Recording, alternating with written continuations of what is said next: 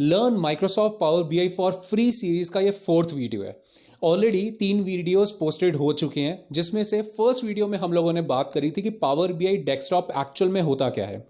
फिर second video में हम लोगों ने बात करी कि डेटा को कनेक्ट कैसे किया जाता है पावर बीआई डेस्कटॉप के अंदर। और थर्ड वीडियो में हम लोगों ने बात करी कि डेटा को ट्रांसफॉर्म कैसे किया जाता है पावर क्वेरी के थ्रू, जिसको हम बोलते हैं ईटीएल प्रोसेस। एक्सट्रैक्ट, डेटा को एक्सट्रैक्ट किया, ट्रांसफॉर्म, डेटा को ट्रांसफॉर्म किया और उसके बाद लोड किया पावर बीआई डेस्कटॉप के अंदर। अब डेटा तो लोड हो चुका है, बट अब बात करेंगे कि जो डिफरेंट टेबल्स हैं उनको हम कनेक्ट कैसे करें, क्योंकि डेटा का जो रिलेशनशिप बिल्डिंग वाला पार्ट है वो बहुत इंपॉर्टेंट है। उसके बेस पे ही आगे रिपोर्ट्स बन सकती हैं। अगर आपने अभी तक इस सीरीज को फॉलो नहीं किया है तो शुरू से आप फॉलो करिए पहले वीडियो से। दूसरा, डिस्क्रिप्शन में दोबारा मैंने लिंक दिया है केस स्टडीज का, आप साथ साथ में करेंगे तो बहुत ईजी रहेगा, फ्रूटफुल रहेगा। और अगर अभी तक आपने मेरा चैनल सब्सक्राइब नहीं किया है तो अभी सब्सक्राइब करिए और बेल आइकन पर जरूर क्लिक करिए ताकि नेक्स्ट वीडियो की नोटिफिकेशन आपको तुरंत मिल जाए। मैं हूं Lokesh Lalwani, Microsoft certified corporate trainer, और आपका बहुत बहुत स्वागत करता हूं अपने इस चैनल में लर्न विद लोकेश लालवानी।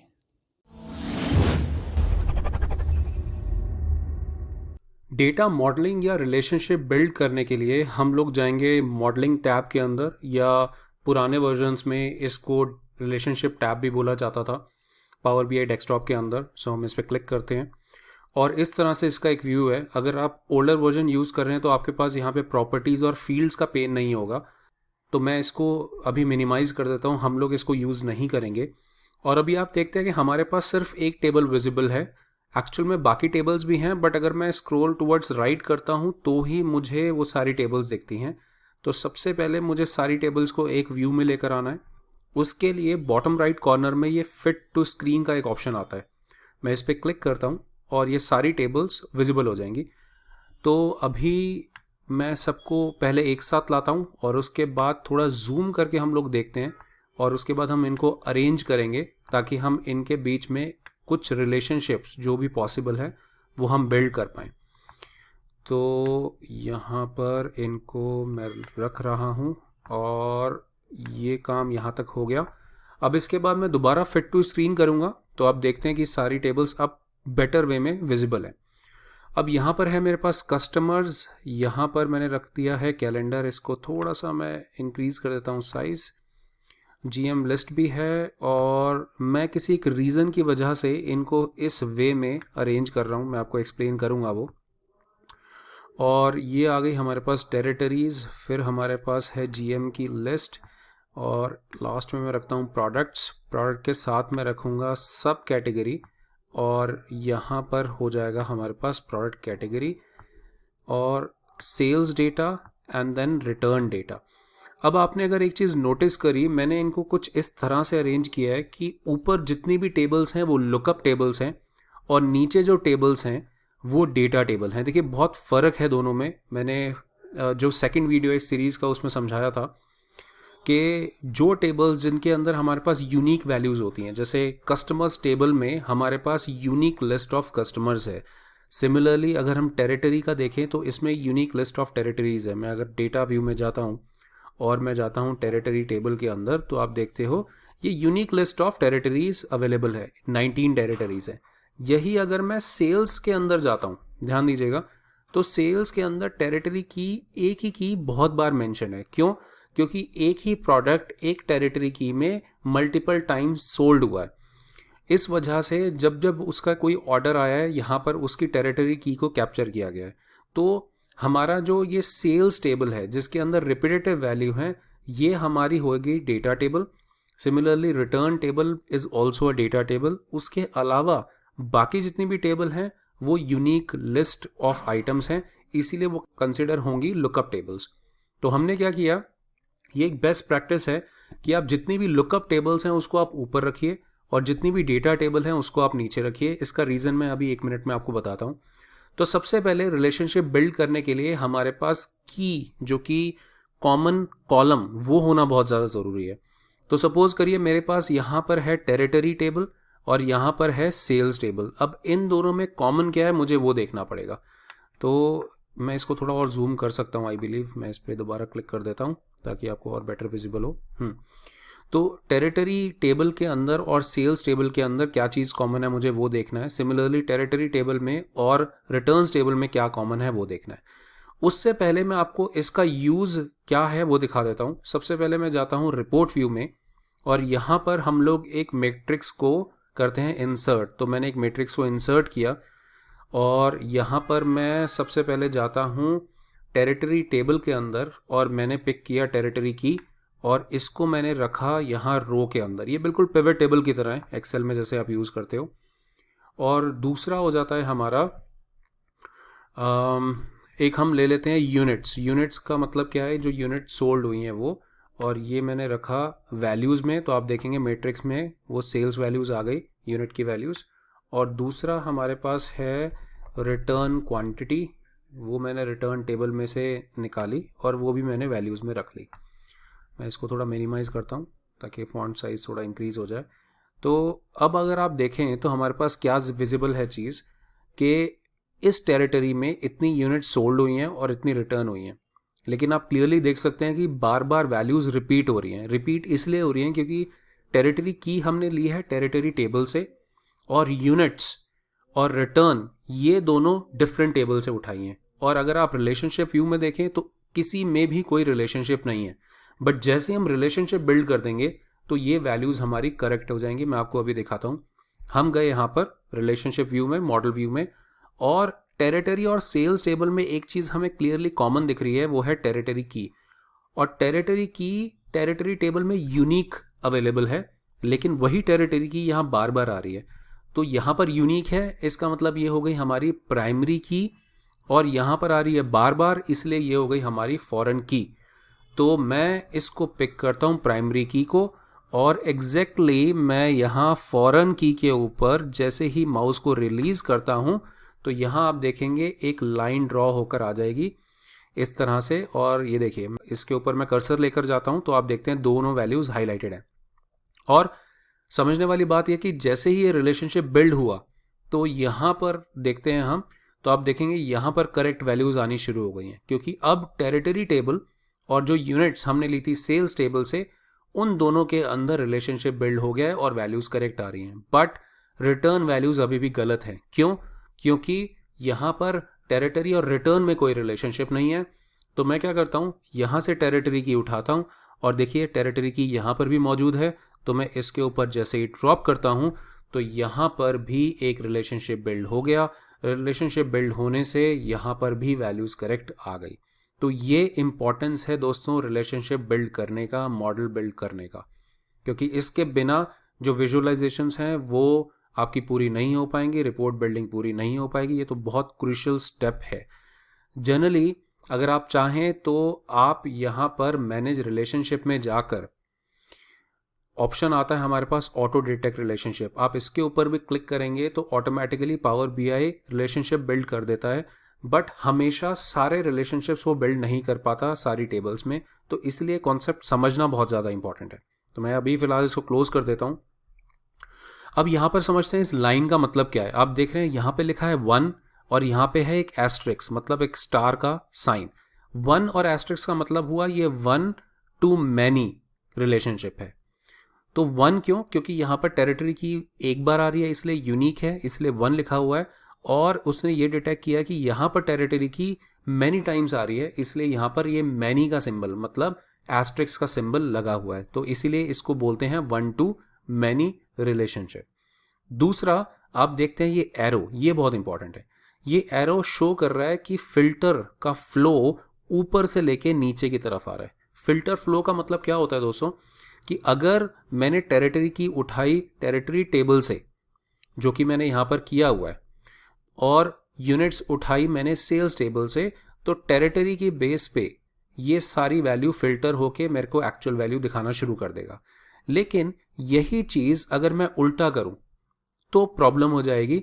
मतलब अगर मैं टेरिटरी की उठाता हूँ सेल्स टेबल से और टेरिटरी टेबल में से कुछ उठाता हूँ, तो सेल्स टेबल टेरिटरी टेबल को फिल्टर नहीं कर पाएगी, क्योंकि ये फ्लो जो है वो नीचे की तरफ जाता है, ये ऊपर की तरफ नहीं जाता।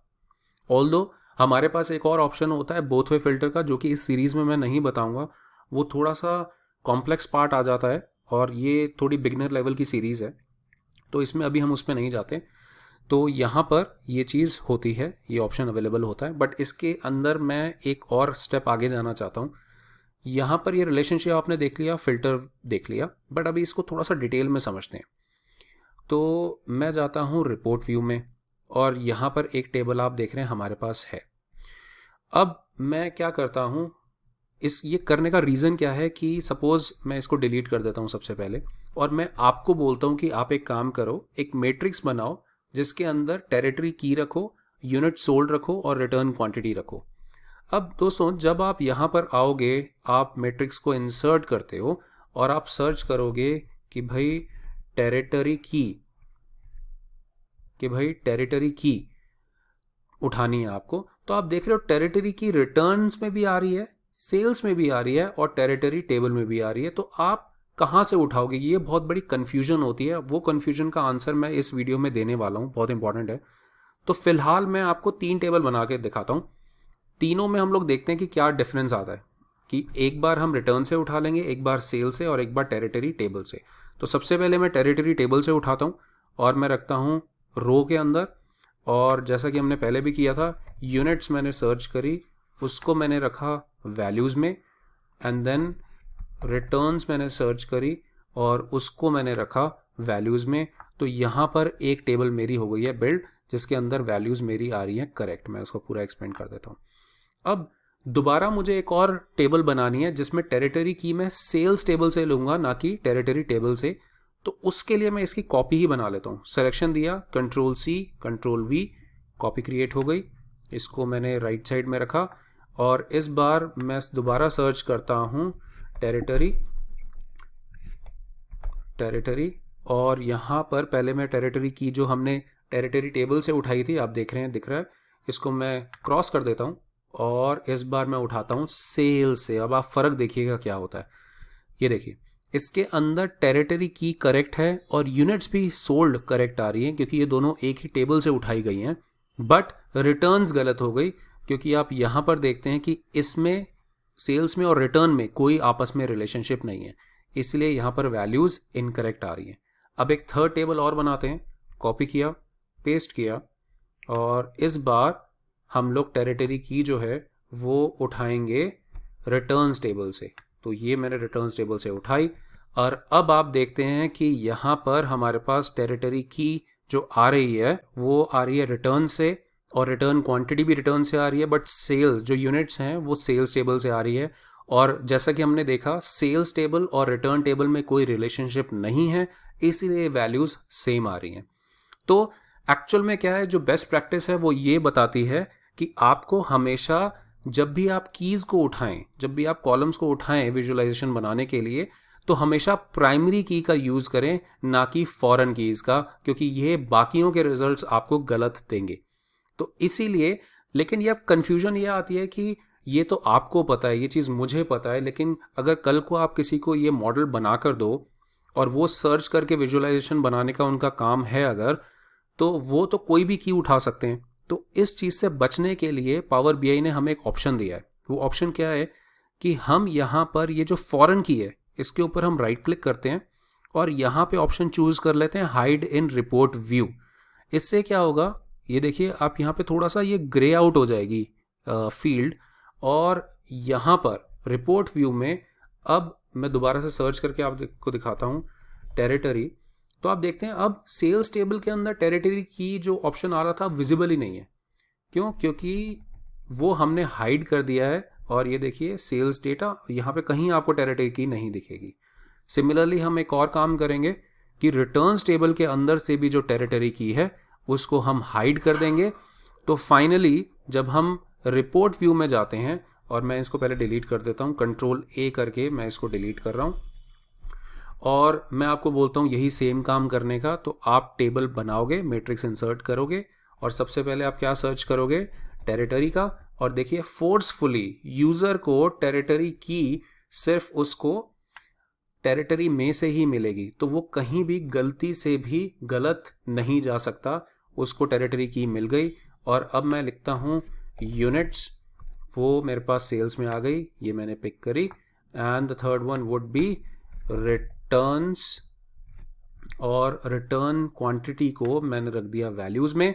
तो ये टेबल हमारे पास बन गई है। तो इसीलिए ये जो रिलेशनशिप बिल्डिंग वाला जो पार्ट है ये बहुत इंपॉर्टेंट है। तो ये दो चीज़ें हमने समझी, एक तो रिलेशनशिप बिल्ड करना, दूसरा फिल्टर का फ्लो बहुत इंपॉर्टेंट है, तीसरा हाइडिंग फॉरेन कीज। तो अभी अभी हम लोगों ने सिर्फ रिलेशनशिप बिल्ड किया टेरिटरी और इन दोनों टेबल्स के बीच में। अब हम पूरा मॉडल क्रिएट करते हैं। तो उसके लिए अब बात करते हैं यहाँ से कस्टमर टेबल और सेल्स टेबल में क्या चीज़ कॉमन है। तो मुझे दिख रहा है कस्टमर आईडी, और यहाँ पर भी मुझे दिख रहा है कस्टमर आईडी। और आपको पता है कि ये वाली कस्टमर आईडी है हमारी प्राइमरी की और ये है फॉरेन की। तो मैं पिक करता हूँ यहाँ से प्राइमरी की और इसको ड्रॉप करता हूँ अपने फॉरेन की के ऊपर। तो आप देखते हैं ये रिलेशनशिप बिल्ड हो गया, और ये भी सिमिलर रिलेशनशिप है वन टू मैनी का, और फिल्टर फ्लो आपको नीचे जाता हुआ दिख रहा है। सिमिलरली अगर हम देखें कस्टमर्स और रिटर्न में, तो कुछ भी हमें कॉमन नहीं दिखता, क्योंकि कस्टमर की यहाँ पर तो है बट यहाँ पर नहीं है। तो जिसमें रिलेशनशिप नहीं बिल्ड हो सकता हम उसका कुछ नहीं कर सकते। तो एज ऑफ नाउ हम उसको छोड़ देते हैं। अब हम बात करते हैं डेट की। तो कैलेंडर टेबल में देखिए डेट एक यूनिक फील्ड है, यहाँ पर डेट रिपीट नहीं हो रही, तो डेट भी एक प्राइमरी की है इसके लिए। और सेल्स टेबल में यहाँ पर भी एक डेट है, बट ये सेल्स डेट है। सेल्स डेट का मतलब क्या हुआ कि एक दिन में 50 प्रोडक्ट बिकते होंगे, तो इसलिए यहाँ पर डेट 50 बार आ रही होगी। तो ये हमारी हो गई फॉरेन की। मैं पिक करता हूँ प्राइमरी की जो कि डेट फ्रॉम कैलेंडर टेबल, और मैं इसको ड्रॉप करता हूँ इस डेट के ऊपर जो है हमारी फॉरेन की इन द सेल्स टेबल। तो यहाँ पर भी it is going to build one to many relationship. Similarly date, और यहाँ पर है हमारे पास रिटर्न डेट, इसके अंदर भी one to many relationship. Territory का हम ऑलरेडी काम कर चुके हैं। बात करते हैं जीएम लिस्ट की। तो जनरल मैनेजर की जो लिस्ट है, यहाँ पर जो सिटी है वो यूनिकली अवेलेबल है, एक सिटी बार बार रिपीट नहीं हो रही। यहाँ पर भी सिटी है लेकिन ये रिपीट बार बार होगी क्योंकि एक सिटी में बहुत बार सेल होती है। तो सिटी को मैंने पिक किया और सिटी पे मैंने ड्रॉप कर दिया, प्राइमरी को फॉरेन पे मैंने ड्रॉप किया। तो ultimately again one to many relationship. मैं इसको हाईलाइट करके दिखाता हूँ आपको। अब बात आती है product table and sales table. Product के अंदर हमारे पास है प्रोडक्ट की प्राइमरी की, और सेल्स टेबल के अंदर हमारे पास है प्रोडक्ट की जो कि है फॉरेन की। इसके ऊपर ड्रॉप किया, रिलेशनशिप बिल्ड हुआ, और ये भी one to many. Similarly product की फ्रॉम प्रोडक्ट टेबल, प्रोडक्ट की इनटू रिटर्न्स टेबल, और ये भी हमारे पास रिलेशनशिप बिल्ड हुआ वन टू मैनी। अब बात आती है कि यहाँ पर इन टेबल्स को कैसे कनेक्ट किया जाए। तो यहाँ पर क्या करना पड़ेगा, हमें एक टेबल को दूसरी टेबल से कनेक्ट करना पड़ेगा। क्योंकि फर्ज करिए कि कल को जो टॉप मैनेजमेंट है जिनके लिए आप ये सारा काम कर रहे हैं, वो ये बोलते हैं कि हमें जो डेटा देखना है वो ये देखना है कि कैटेगरी वाइज कितनी सेल हुई है, कितने यूनिट सोल्ड हुए हैं। तो वो पॉसिबल नहीं है क्योंकि प्रोडक्ट कैटेगरी और सेल्स के अंदर कोई रिलेशनशिप नहीं है। एक बार इसको करके देखते हैं, बहुत यूजफुल पार्ट है। एक और मैंने मैट्रिक्स इंसर्ट करी और इसको मैंने ऊपर ले गया। इसके बारे में डिटेल में हम बात करेंगे, ये जस्ट एक डेमो है। अब हम पुट करते हैं इसके अंदर कैटेगरी नेम। तो ये आ गया कैटेगरी, इसको ड्रॉप किया मैंने रो के अंदर। ये सारी कैटेगरीज हैं जिसमें हमारे प्रोडक्ट अवेलेबल हैं। और मैं बात करता हूँ यूनिट्स की, यूनिट सोल्ड, और ये मैंने डाला वैल्यूज़ में। आप देखेंगे सिमिलर वैल्यू आ रही है क्योंकि कोई रिलेशनशिप नहीं है। और रिलेशनशिप इन दोनों में हो भी नहीं सकता क्योंकि इन दोनों में कुछ कॉमन नहीं है, product category and sales table में। बट यहाँ पर अगर आप देखें तो यहाँ पर अवेलेबल है प्रोडक्ट सब कैटेगरी की, और सब कैटेगरी टेबल में अवेलेबल है प्रोडक्ट सब कैटेगरी की, और यहाँ पर अवेलेबल है प्रोडक्ट कैटेगरी की, और यहाँ पर प्रोडक्ट कैटेगरी की। तो कहीं ना कहीं हम एक तरह से इनडायरेक्ट रिलेशनशिप बनाने वाले हैं, और इसको हम स्नोफ्लेक स्कीमा भी बोलते हैं। तो मैं प्रोडक्ट कैटेगरी की को पिक करता हूँ जो कि प्राइमरी है यहाँ पे, और पुट करता हूँ प्रोडक्ट कैटेगरी की जो कि फॉरेन है। फॉरेन यहाँ पे क्यों है, क्योंकि एक कैटेगरी में बहुत सारी सब कैटेगरीज हैं, इसलिए वो की बार बार आ रही होगी, बट यहाँ पर वो एक ही बार आ रही होगी। तो मैं इस पर ड्रॉप करता हूँ और आप देखेंगे यहाँ पर फिर से एक वन टू मैनी का, थोड़ा सा एक्सपेंड कर देते हैं इसको, एक वन टू मैनी का रिलेशनशिप बिल्ड हो गया है।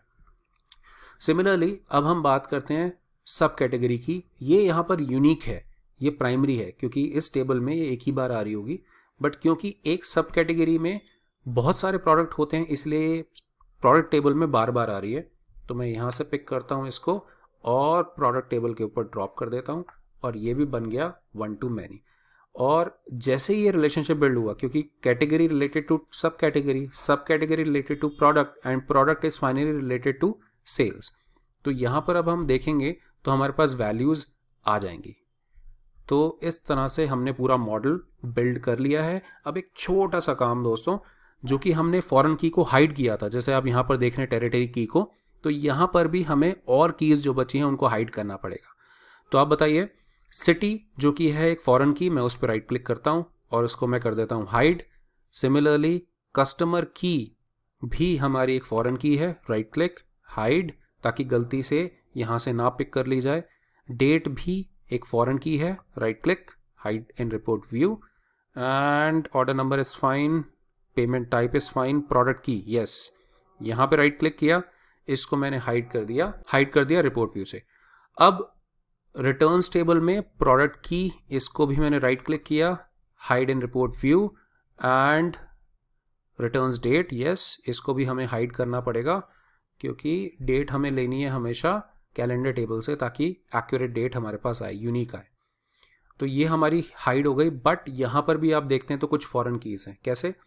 यहाँ पर जो हमारी प्रोडक्ट कैटेगरी की है ये फॉरेन है, तो इसको हम राइट क्लिक करके हाइड कर देते हैं। और यहाँ पर जो प्रोडक्ट सब कैटेगरी की है ये हमारी फॉरेन है, इसको भी हम कर देते हैं हाइड। तो finally we are done with building the complete model. और अब हम इजीली यहाँ पर विजुअलाइजेशन कर पाएंगे। और अगर मैं कोई सर्च करता हूँ, मान लीजिए जैसे मैं बात करता हूँ प्रोडक्ट की, तो प्रोडक्ट की एक्चुअल में जो अवेलेबल होगी, let me C, I think इसमें एक स्पेस है, प्रोडक्ट की जो अवेलेबल होगी वो सिर्फ प्रोडक्ट टेबल में अवेलेबल होगी। यहाँ पर वो सेल्स या रिटर्न टेबल की कीज नहीं दिखाएगा, तो ये सेल्स टेबल या रिटर्न्स टेबल की की नहीं दिखाएगा। दोस्तों आई होप इस वीडियो के थ्रू आपको पता चल गया है कि डिफरेंट टेबल्स के बीच में रिलेशनशिप क्यों बिल्ड किया जाता है और उसका यूज क्या होता है।